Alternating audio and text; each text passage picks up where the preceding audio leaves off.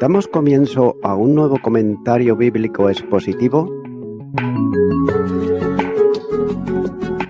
Servidores de Dios. Quien te habla es Manuel Cornejo.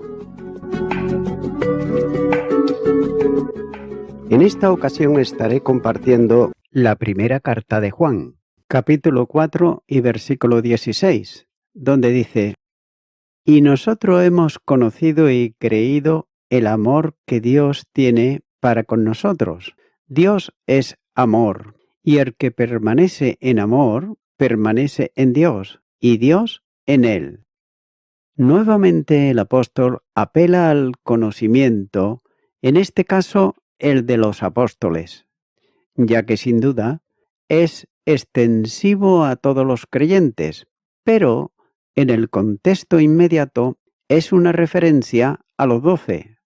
El conocimiento, como ya se ha considerado anteriormente, es experimental o vivencial y no teórico, ya que todo creyente experimenta el amor que Dios ha tenido para él, como testifica en este sentido el apóstol Pablo cuando dice: Con Cristo estoy juntamente crucificado, y ya no vivo yo, mas vive Cristo en mí, y lo que ahora vivo en la carne, lo vivo en la fe del Hijo de Dios, el cual me amó y se entregó a sí mismo por mí. Gálatas capítulo 2 y versículo 20. Esta experiencia no se detiene, ya que la construcción de la oración equivale a hemos venido a conocer y seguimos conociendo, como denota el verbo que usa el perfecto de indicativo. También nótese que al lado del conocimiento aparece la fe y creído, ya que los que han llegado al conocimiento experimental del amor de Dios tienen su presencia en Él, han pasado por la experiencia de la fe. Y todos sin excepción, tanto los apóstoles como los creyentes, después de ellos. Fe aquí tiene que ver al asentamiento y entrega ante la verdad del mensaje que fue desde el principio. Y este mensaje proclamado lo encierra el apóstol en una manifestación en el amor de Dios, ya que ese amor movió a Dios a enviar a su Hijo como Salvador del mundo. Asunto, por otro lado, reiterado en el capítulo que se considera, en los versículos 9, 10 y 14. El mensaje de salvación es la expresión desarrollada del amor de Dios hacia los pecadores perdidos. Ese amor, contenido en la proclamación del Evangelio de la Gracia, es creído y aceptado, con lo que se experimenta y cautiva. La fe es estable. Ha tenido un inicio por la acción del Espíritu Santo que la activó en el corazón del creyente y persiste sin decaer en el decurso del tiempo, como se aprecia en el texto. Tenemos creído y seguimos creyendo, ya que el verbo está en perfecto de indicativo expresando precisamente esa idea. También nótese que el objeto de la fe es el amor que Dios tiene para con nosotros. El verbo está en presente y tiene lo que indica una realidad continua del amor de Dios hacia los suyos. Los creyentes son la esfera en que opera el amor de Dios, ya que ese amor se experimenta porque Dios lo comunica al cristiano por la acción del Espíritu residente. Romanos capítulo 5 y versículo 5 dice: Y la esperanza no avergüenza, porque el amor de Dios ha sido derramado en nuestros corazones por el Espíritu Santo que nos fue dado. Y note que no solo es un amor histórico que se manifiesta para con nosotros en salvación, sino experimental en cada circunstancia, lo que evidencia la condición de hijos. El apóstol no está diciendo que nosotros depositamos la fe en el amor, sino que creemos en el amor que Dios muestra para con nosotros. Así pues, no podemos dejar de prestar atención al hecho de que el amor de Dios se mostró en el envío de su Hijo, para ser el Salvador del mundo. En ese sentido, el amor de Dios está expresado en el Hijo.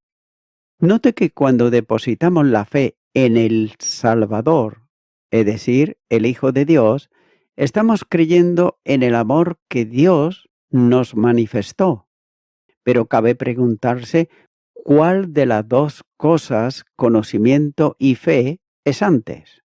En otro lugar aparece en otro orden. Por ejemplo, en Juan capítulo 6, versículo 69, donde dice: y nosotros hemos creído y conocemos que tú eres el Cristo, el Hijo del Dios viviente.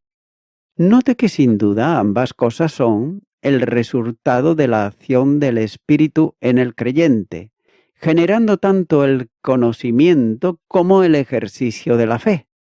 El conocimiento íntimo y experimental del amor de Dios en su obra salvadora es una operación del Espíritu que convence de pecado, de justicia y de juicio. Capítulo 16, los versículos 8 al 11, dice: y cuando venga, convencerá al mundo de pecado, de justicia y de juicio. De pecado por cuanto no creen en mí, de justicia por cuanto no voy al Padre y no me veréis más, y de juicio por cuanto el príncipe de este mundo ha sido ya juzgado. La fe salvadora resulta también de la acción del Espíritu que aplica la palabra. Romanos capítulo 10 y versículo 17 nos dice: así que la fe es por el oír, y el oír por la palabra de Dios. El amor de Dios sigue siendo experiencia definitiva en el creyente por la misma acción del Espíritu, que lo derrama en el corazón cristiano. Romanos capítulo 5 y versículo 5. Y note que de nuevo reitera la verdad cuando dice Dios es amor. Esta definición acerca de Dios ha sido considerada anteriormente en el versículo 8. Y Juan reafirma la verdad del amor integrante de la naturaleza divina. También se puede observar que el tema de permanecer del creyente vuelve a mencionarse en este caso. Se trata de permanecer en el amor. Y esto significa una referencia al que ama continuamente, es decir, el que vive amando como reproducción en él del carácter del Padre, que ama eternamente porque es amor. El apóstol definió anteriormente la realidad del amor y también de su expresión, versículos 9 y 10. Pero ahora se refiere a esa misma clase de amor manifestada en cada creyente que verdaderamente permanece en Dios, permanece en el amor de Dios. Ya que el verdadero cristiano no ama ocasionalmente ni selectivamente, sino que vive amando a todos porque es el único modo que corresponde a su nueva vida, en identificación con Cristo.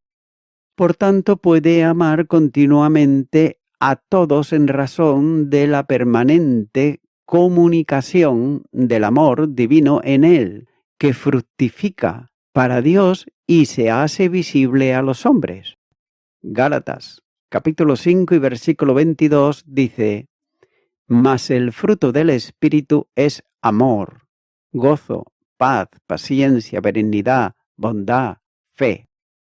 Es en conclusión la consecuencia de la identificación con Cristo que, como había amado a los suyos que estaban en el mundo, los amó hasta el fin. Juan, capítulo 13, versículo 1. También el apóstol reitera la segunda evidencia de la mutua inmanencia y comunión basada en el amor. Y esto ha sido ya manifestado anteriormente en el versículo 13, ya que si Dios es amor, su presencia no puede manifestarse sino en el amor, no en el del hombre, sino en el eterno de Dios, de modo que permanecer en el amor es permanecer en Dios y Dios en el que cree. También se ha considerado que la mente humana asimila la idea del amor desde la evidencia externa hacia la interna, pero en este caso el afecto manifiesta la realidad de un corazón transformado que ama. La inmanencia de Dios en el creyente conduce a éste en dirección hacia los que son objeto del amor de Dios. Los creyentes sin excepción son objeto del amor de Dios, como señala el versículo 19. Pero también el mundo, en general, es destinatario del amor divino. Evangelio de Juan, capítulo 3 y versículo 16. El creyente que está en Dios ama a los que son objeto del amor de Dios, poniendo su corazón en ellos como de un verdadero tesoro, ya que como el Señor dijo, donde esté vuestro tesoro, allí estará también vuestro corazón. Mateo, capítulo 6, versículo 21. La conclusión es evidente en relación con la comunión, es que no es posible si hay asesión en el amor. De otro modo, vivir una vida llena de amor es vivir lleno de Dios. Continuaron con el versículo 17, donde dice, en esto se ha perfeccionado el amor en nosotros, para que tengamos confianza en el día del juicio, pues como Él es, así somos nosotros en este mundo. El apóstol consideró ante la confianza que produce una correcta relación con Dios, y aquí añade un elemento de seguridad definitivo ante Él, ya que mencionó antes el perfeccionamiento del amor, versículo 12. Sin embargo, se establece un cambio de orientación, ya que antes la perfección tenía que ver con el amor de Dios actuando en el creyente, en donde el apóstol usaba la preposición propia del dativo de modo que el amor de Dios se perfeccionaba en nosotros. Pero ahora es el amor del creyente hacia Dios que se ha perfeccionado. De manera que Juan usa aquí la preposición con, es decir, el amor con Dios. Lo que es importante es notar que aquí se presenta la perfección del amor de Dios en el creyente, que se manifiesta en los resultados que origina en este hacia Dios. La inmanencia divina en el cristiano satura de amor el corazón del creyente, pero note que ese amor no solo se orienta hacia los hermanos y en general hacia el prójimo, sino que se dirige hacia Dios, manifestando profundo amor hacia quien nos ha amado infinitamente. Pero la saturación es una sola. Quien ama a Dios obedece sus mandamientos y el gran mandamiento de Él es que nos amemos unos a otros.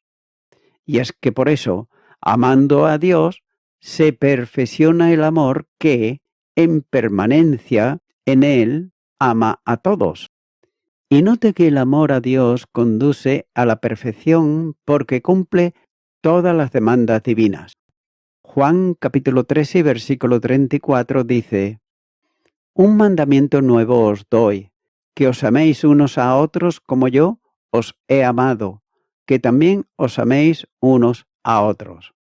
No está refiriéndose a lo que se llama juicio final, en el que los creyentes no comparecerán, ya que tan solo serán juzgados aquellos cuyos nombres no estén en el libro de la vida, forma expresiva para referirse a los incrédulos.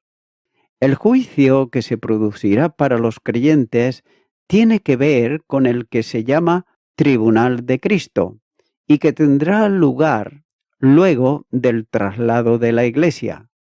Allí, el amor conforme a Dios conduce al cumplimiento de la ley.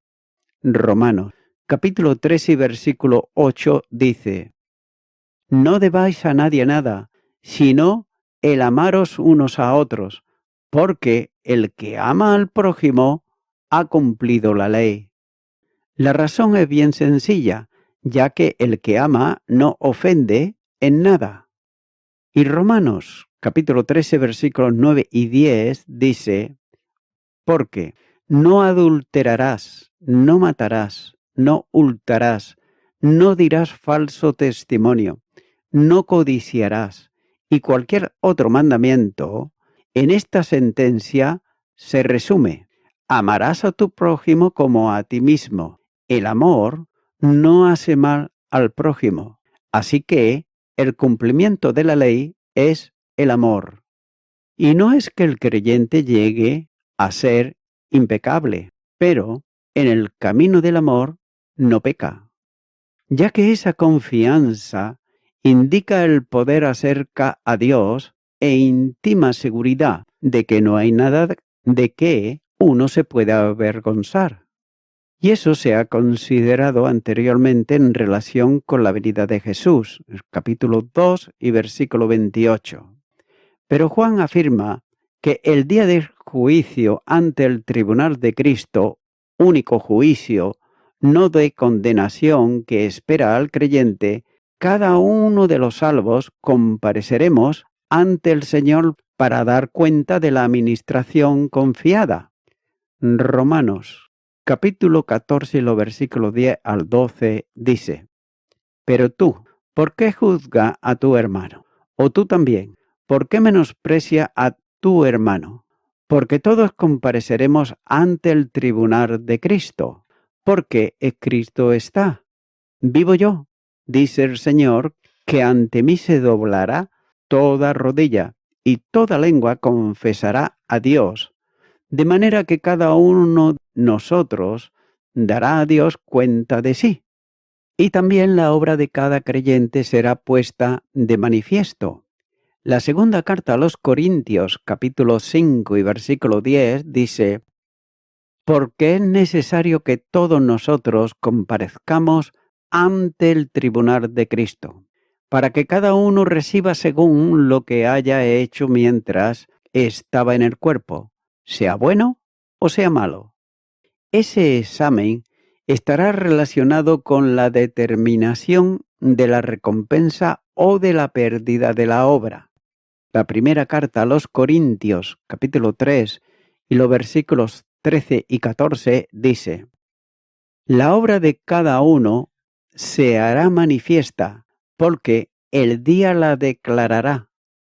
Por el fuego será revelada, y la obra de cada uno, cual sea, el fuego la probará.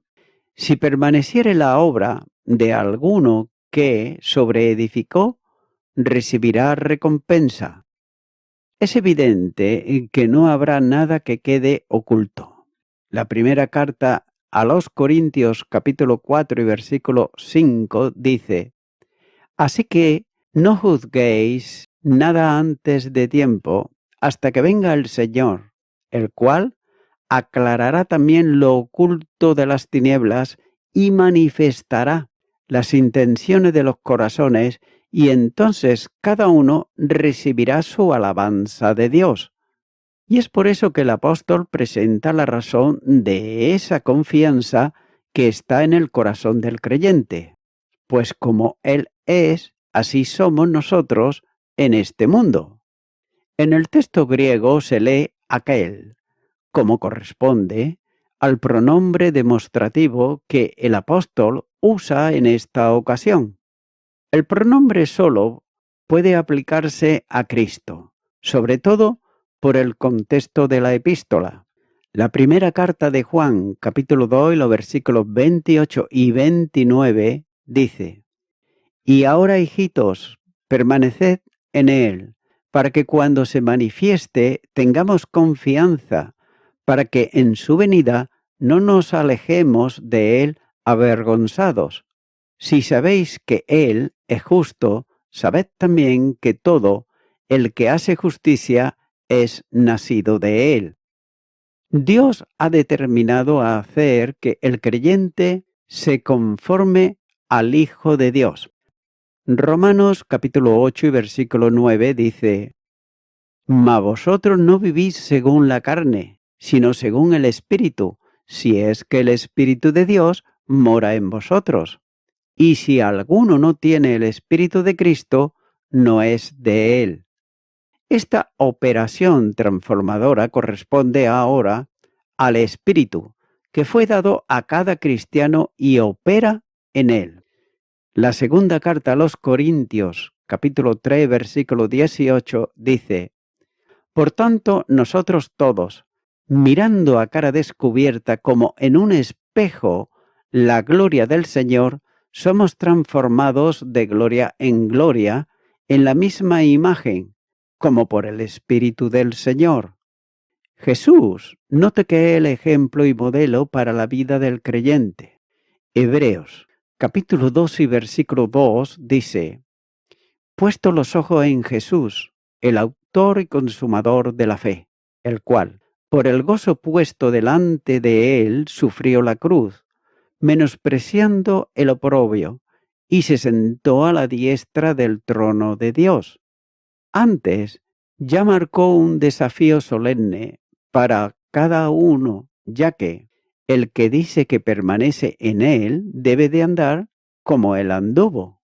Capítulo 2, versículo 6. Quien vive a Cristo camina en el mundo como él lo hizo.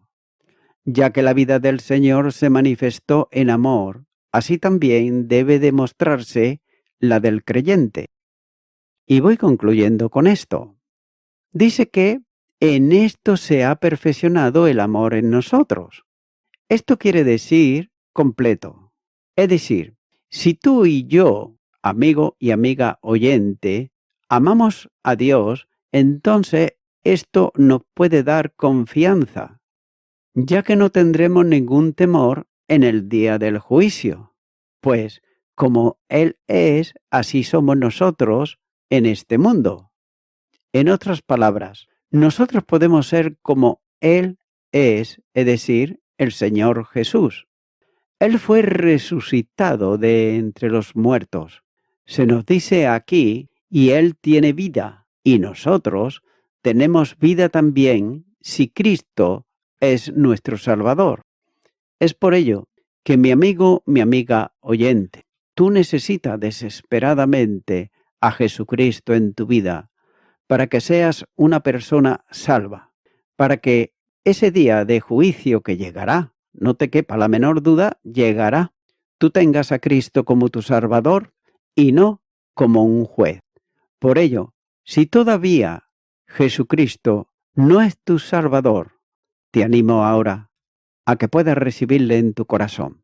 Si no sabes cómo hacerlo, te puedo guiar en una sencilla y corta oración. Repite conmigo y di: Señor Jesucristo, vengo ante ti pidiéndote perdón por todos mis pecados, de los cuales me arrepiento. Deseo depositar toda mi fe en ti, que dites tu vida en la cruz del Calvario, pero que también resucitates de entre los muertos. Gracias te doy, te abro mi corazón y te recibo como mi Salvador. En tu nombre, amén.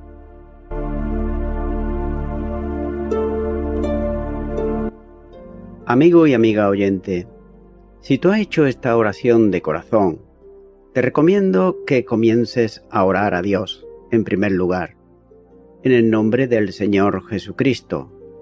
Orar a Dios no es rezar, sino que es hablar con una persona. También te recomiendo que leas la palabra de Dios y lo hagas a diario. Comienza, por ejemplo, con el Nuevo Testamento. Y también, por último, te recomiendo que para que puedas crecer espiritualmente, te congregues en una iglesia cristiano-evangélica, donde se predique, se enseñe y se practique la sana doctrina y la palabra de Dios. Congrégate ahí y con el tiempo podrás crecer espiritualmente y también servir al Señor Jesucristo. Que Dios te bendiga. Y a toda la audiencia, nuevamente ya me estoy despidiendo de todos ustedes y será hasta el próximo programa. Que Dios os bendiga a todos.